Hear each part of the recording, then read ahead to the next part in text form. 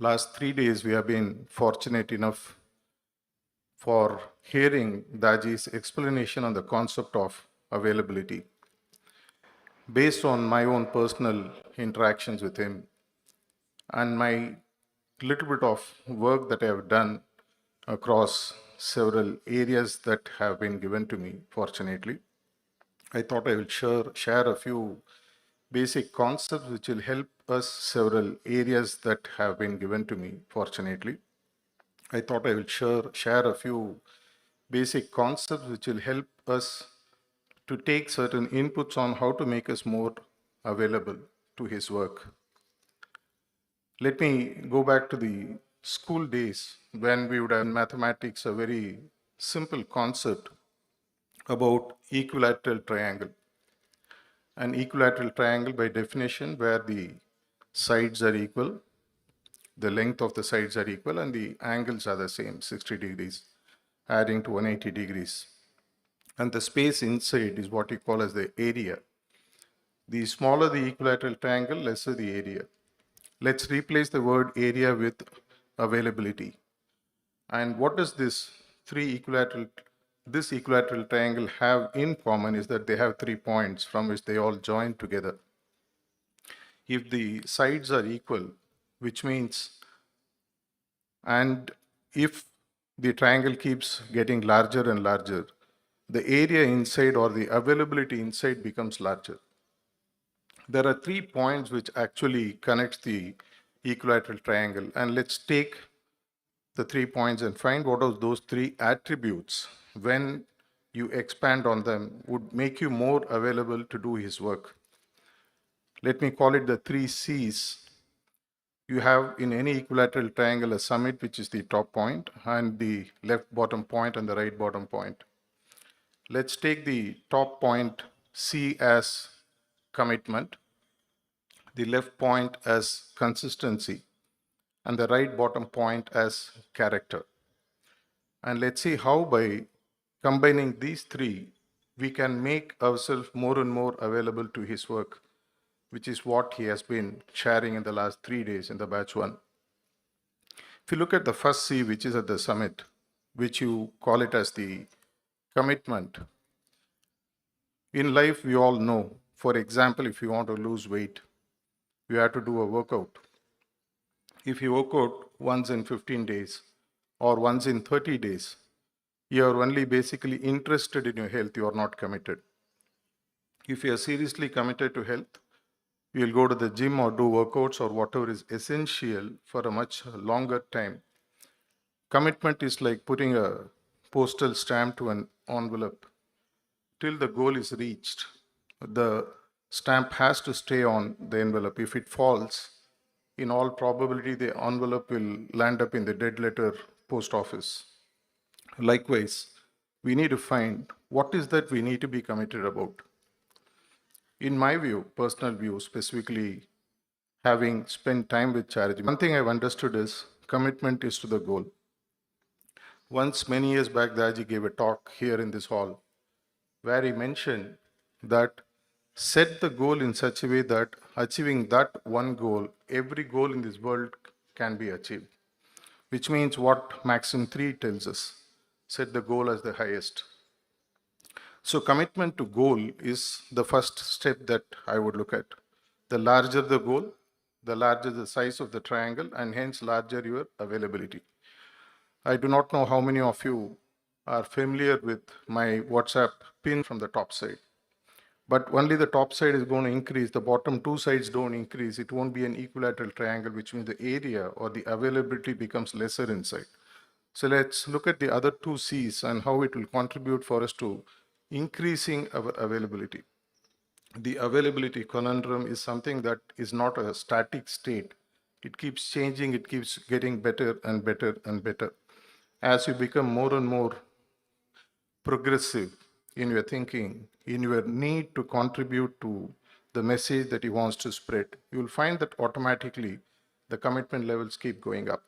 And the other C that I spoke about, the second one, is the consistency.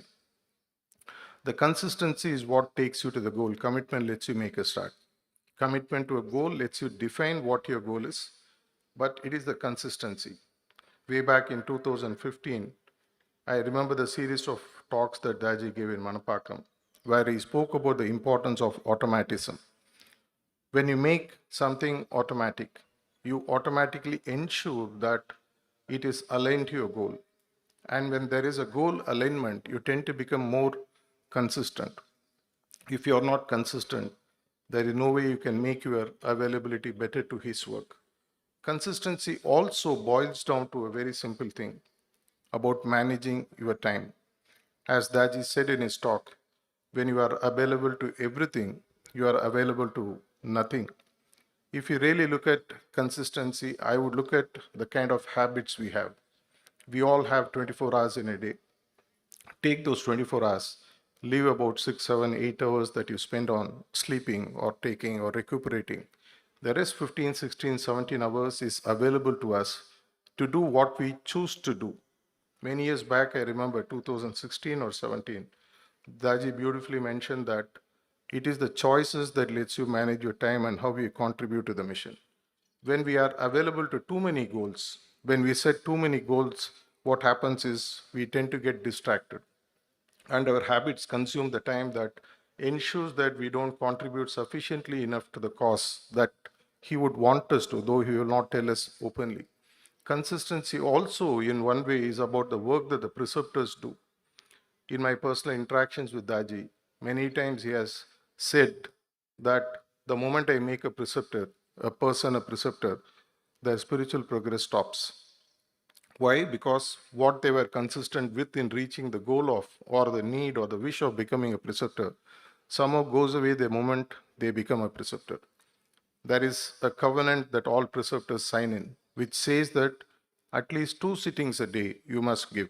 For example, I know many preceptors who do much more than that. In one of the recent conversations we were having, and this was about 2, 3 years ago, we were having a conversation around the contribution of preceptors to the cause of spreading heartfulness.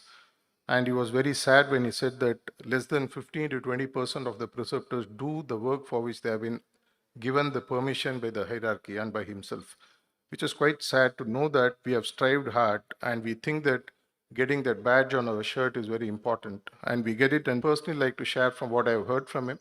It pains him a lot, though he may not openly say that when preceptors or even volunteers don't do the work, it stagnates. And stagnant water, you know what the impact is. So let's look at becoming consistent in what we have taken up as the ultimate goal. Your goal need not be the same as what I have taken. You can take any goal that suits you, which is in alignment with the spiritual goal that he would want us to achieve. It can be as simple as taking heartfulness to 10 people in the next 1 year. It's still a reasonable goal, not a bad goal. At least there are many Abhyasis whom I know who keep it at least every year I must bring 50 new Abhyasis into the system. And they work towards that consistently. It is the consistency that actually fills up for lack of talent. People who know, people who are teachers will know that even if you don't have talent, if you are repeatedly being consistent, somehow, as they say that when an ant runs over a stone consistently, it still tends to break the stone. Likewise, our consistency automatically draws the grace. I personally know that I lack talent in many areas, but by just being consistent in my commitment to the goal that they want us to achieve. This is the same kind of a feeling that we have managed to bring in, at least in the volunteers and preceptors and functionaries in Tamil Nadu. This is something, if it can be duplicated, I can't say that we have done it in full, but we have made a beginning. If it is something that can be taken pan India and pan global, imagine that in the next 2 to 3 years' time, the things will automatically happen. There is a specific reason. In one of the recent Zoom calls that we had, I remember the quote that he shared several years ago, which I shared in his presence. He mentioned that there is some kind of a spiritual window which is open between now and next 3, 4 years or so. And in this time, whoever gets in will have such fast progress towards the goal that is unimaginable, which has never been opened in the history of the nature till now. If you really understand what it means, we are talking about a 13 to 14 billion years of creation, and there is one window for us to go back, and which is available for 3 to 4 years. How much time would we want to spend in ensuring that not only us, everybody goes toward this goal in this period of time, which is hardly another 4 or 5 years left. The journey ahead is quite long, but if we are committed to the goal and we are going to be consistent, the chances of ensuring that heartfulness reaches to all the population of the world is not far off. Let me come to the third point, which is the point which sort of joins all these 2 points together, which is what I call as character. See, character is something which is a very difficult toolbox to understand. But in my personal view, I just broke it down to a few parts so that if it is of help to you, you may look at how you can make use of it. For me, character is something quite simple. What helps me to transform myself in aligning to the goal is what I would change my character towards. Whatever is not helpful, I would drop off. Let me explain it with a couple of examples. If you look at the Ashtanga Yoga, the first two steps of Yama and Niyama, Daji has many talks said that Yama is where you burn or give up what are the things that are not required. It's like a to-do list and not to-do list. And when you make this list, there are a few things which stops us from progressing.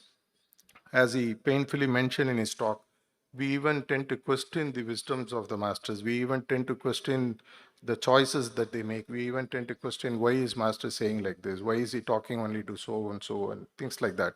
When you look at Niyama or Yama for that matter, I would only look at two things that we need to burn, which very clearly boils down to two biases that we are all born with and we continue to grow. The first is what we call as the cognitive bias. The second is what I would call as the emotional biases. Cognitive biases, if you do a Google search, you'll find there are more than 50 to 60 cognitive biases you will find. If you can start giving a cognitive bias, basically comes from our ability to think. Instead of discriminating, we just think and prejudge and then jump into certain suicidal well from out of which we are never able to walk out of.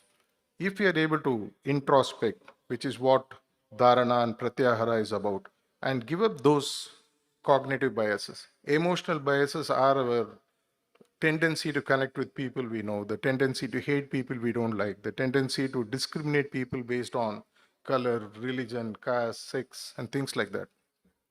Fortunately for humans, we all know what our cognitive and emotional biases are. If we ensure that we lighten the burden of our journey towards the goal that he wants us to, please ensure that you burn those biases, which is the Yama part. If you look at the Niyama part, it is about a few to-do list. Let me give a very simple thing for volunteers or abhyasis who would like to participate in this great journey of heartfulness throughout this world. To start with, set aside 15-20 minutes a day, a fixed time, which will bring an automatism. In this time, I will do something for spreading the message of heartfulness. It can be as simple as practicing the four intentions, the four suggestions, and the three intentions that you shared with us. Start getting attracted. Because many times when people speak about character, this question has come up in several discussions I've had with volunteers. When Daji says character formation, does it mean we don't have character? It's not that. Character formation is the first step. From character transformation is what we move into. And finally, the magic happens when you actually metamorphosize into becoming like what he is. If you understand these three concepts of being committed to the goal, define your goal, whatever is the highest, your material life will automatically sort of plug into that. Find ways to be consistent in moving towards this goal. Build the character traits that are essential to combine the commitment and the consistency to the goal and ensure that the triangle keeps becoming larger and larger to such an extent that the availability, which is one of the most important points he shared in this message, availability to what? Availability to whatever he wants us to do, availability to the change that he would want to see in us. We become the block. He never stops giving us what is to be given to us.